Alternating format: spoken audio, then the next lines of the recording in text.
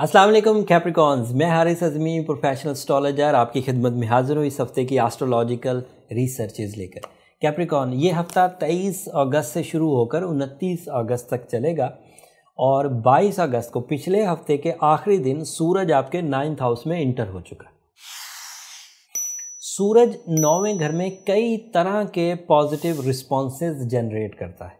जो भी planning 9th house में आप सूरज की सपोर्ट से करेंगे, जैसे you are a leader type of personality from 23rd of August so on, क्योंकि इसका फ्यूल आपको डिसीजंस पर मजबूर करता है। ये डिसीजंस जो प्लान्स बनाएंगे वो रिवॉर्ड में कन्वर्ट होते जाएंगे अगले महीने। ये महीना जिसका आगाज़ 22 अगस्त से हुआ है, ये 22 सितंबर तक आपको न्यू आइडियाज़ की तरफ लेकर जाएगा और ये सन उन आइडियाज़ पर अमल करने के लिए आपको उकसाता रहेगा। उन आइडियाज़ का ताल्लुक फैमिली वेलफेयर से भी होगा, उन आइडियाज़ का ताल्लुक एजुकेशन से भी रिलेटेड होगा, उन आइडियाज़ का ताल्लुक मटीरियल अचीवमेंट से भी होगा, करियर अचीवमेंट से भी होगा। तो आपके पास नई job opportunities, job increment options, profit levels का इन्हेंस होना, आला तालीम के लिए खुद ही अंदर तड़प पैदा होना, फैमिली वेलफेयर के लिए कसक पैदा होना, these are all possibility started from 23rd of अगस्त।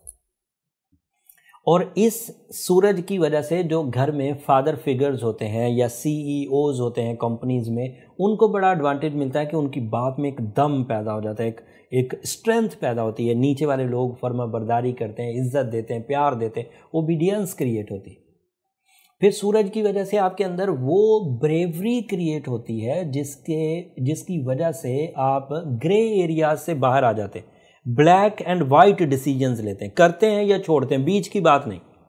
मैं देखूंगा, मैं सोचूंगा, मैं करूंगा, फलाना साथ दे देगा तो करूंगा, फलानी चीज़ मेरे हाथ में आ जाएगी तो करूंगा। ये जो सहारे ढूंढने वाला कॉन्सेप्ट होता है, सूरज जब 9th हाउस में आता है ये ख़त्म हो जाता है।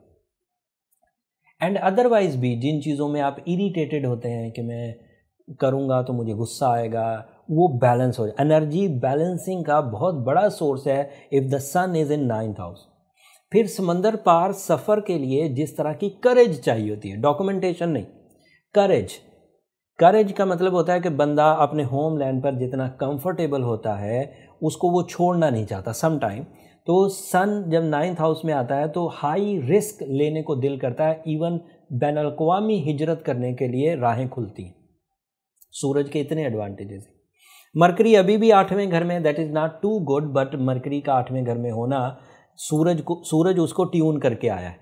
तो सूरज की ट्यूनिंग की वजह से मरकरी अभी आपके जहन को, बोलने के अंदाज़ को, चीज़ों को समझने के अंदाज़ को, सीखने के अंदाज़ को अभी भी मुज़य्यन रखेगा एंड उसकी वजह से आप डॉक्यूमेंटेशन की उलझन से, कंसंट्रेशन की उलझन से बचे रहेंगे। लेकिन फिर भी लिटिगेशन साइड को, कानूनी पेचीदगियों को अवॉइड करने की हर मुमकिन कोशिश करिए, ग्राउंड एफर्ट्स करिए। वीनस आपके यहाँ 7th हाउस में, that is ideal position Capricorns. Venus 7वें घर में लाइफ पार्टनरशिप्स की वजह बनता है। वीनस 7वें घर में नाराज़गियों के ख़त्म करने की वजह बनता है। वीनस 7वें घर में प्रपोजल्स अचीव करवाता है, सोल बाउंडिंग्स कराता है, फ्रैंकनेस जनरेट करवाता है, फोर्स ऑफ लाइफ जनरेट करता है। रिश्तों की असल अहमियत सामने आने लगती है जब वीनस 7वें घर में, और वीनस का ही 7वां घर है जब लव लाइफ इस्तेहकाम पकड़ती है। वीनस का ही 7वां घर है जब आपकी नेचर में ब्यूटी लविंग स्किल्स पैदा होती है। वीनस ही 7वें घर में होता है जब ह्यूमन नेचर में politeness, sweetness, sacrificing nature produce होती है। And Venus is available in 7th house. Delay marriage के पेशेंट कैप्रिकॉन हो, मर्द या खातून, उनकी डिले ऑफ मैरिज रिपेयर होगी with the help of Venus. ये अल्लाह ताला की तरफ से एक ऐसा ऑब्जेक्ट है, जब भी ये 7th एंगल पर आता है ह्यूमन नेचर में अटैचमेंट्स प्रोड्यूस होने लगती। Half hearted relations full convert हो जाते हैं डिसीजंस की तरफ। जो आधे आधे दिल से होते हैं कि शादी करूँगा, देखेंगे, वो पूरी तरह डिसीजन ले लेते हैं।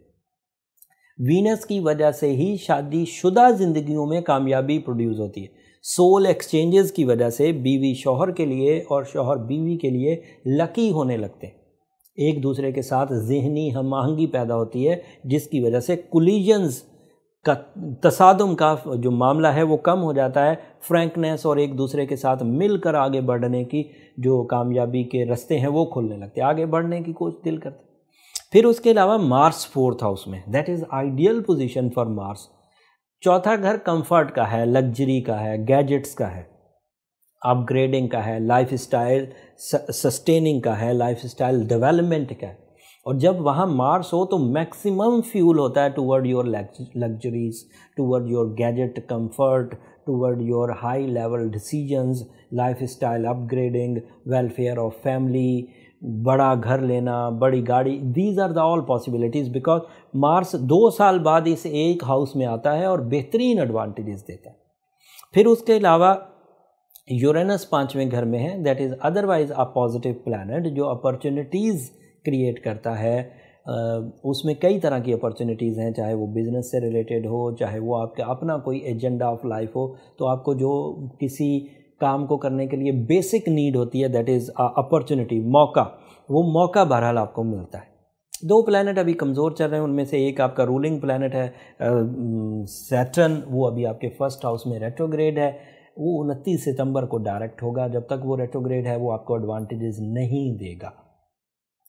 जुपिटर भी रेट्रोग्रेड है, ये 12 सितंबर तक रेट्रोग्रेड है। होपफुली 10-15 दिन में ये डायरेक्ट हो जाएगा। इसके डायरेक्ट होने से लक फैक्टर तो बहरहाल आपको मुयस्सर आने लग जाएगा और इस लक फैक्टर से भी आपको काफ़ी एडवांटेजेस मिलेंगे।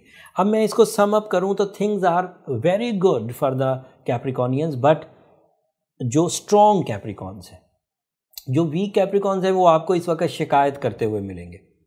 अच्छा, एक और कसौटी देता हूँ, जाते जाते तेज़ी से बयान करता हूँ। जो लोग थोड़ी सी एस्ट्रोलॉजी की अवेयरनेस रखते हैं वो इसे पहचान जाएंगे। जिन लोगों के यहाँ बाय बर्थ सैटर्न कमज़ोर था, उनको इन दिनों बड़ी पिंचिंग आ रही होगी, उन्होंने ये फील हो रहा होगा कि 7.5 का माहौल है।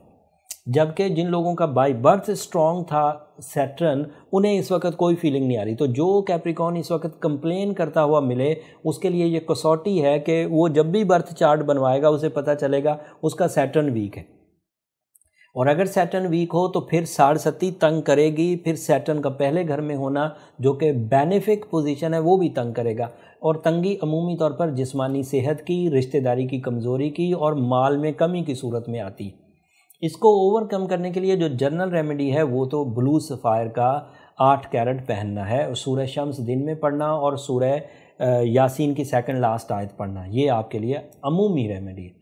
बट अगर इन चीज़ों को करने के बावजूद आपको प्रॉब्लम है तो फिर आप अपनी पर्सनल डायग्नोसिस की तरफ चले जाइए। उसके लिए नंबर ये नीचे चलते रहते हैं, आप वहाँ से अपॉइंटमेंट लेकर एक दफ़ा अपने आप को चेक करा लीजिए कि where is the real problem. शादी क्यों नहीं हो रही, तरक्की क्यों नहीं हो रही, सेहत क्यों नहीं बन रही, कामयाबियाँ, वो आपको आपकी बर्थ स्किल्स से पता चल जाएगा। एंड देन फिर जो उसमें कमियां कमज़ोरियां होंगी उसको आप फिर अपनी रेमेडीज़ से, अपनी सर्टन टाइप की तवज्जो से, उसे प्रायोरिटी देते हुए, जो साइड वीक है उसे आप अहमियत देते हुए रिजॉल्व कर सकते हैं। उम्मीद है आप मेरी बातों को समझे होंगे।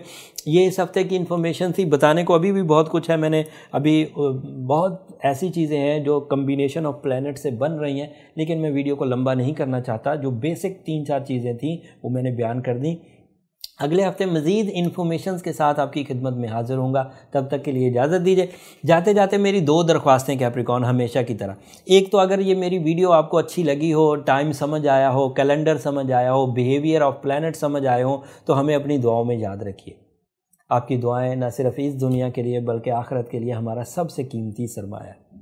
आपके जब दुआओं भरे कमेंट्स आते हैं, मेरा दिल आपके लिए यकीन करें बहुत खुश होता है। ना पाकिस्तान से, हमसाया मुल्कों से, वर्ल्ड वाइड मुझे बहुत खुशी होती है। इन चैनल को भी ज़रूर सब्सक्राइब कर लीजिएगा। आपकी सब्सक्रिप्शन मेरी और मेरी टीम की हौसला अफजाई की वजह बनती है। अगले हफ्ते तक के लिए इजाज़त, अल्लाह ने के बाद।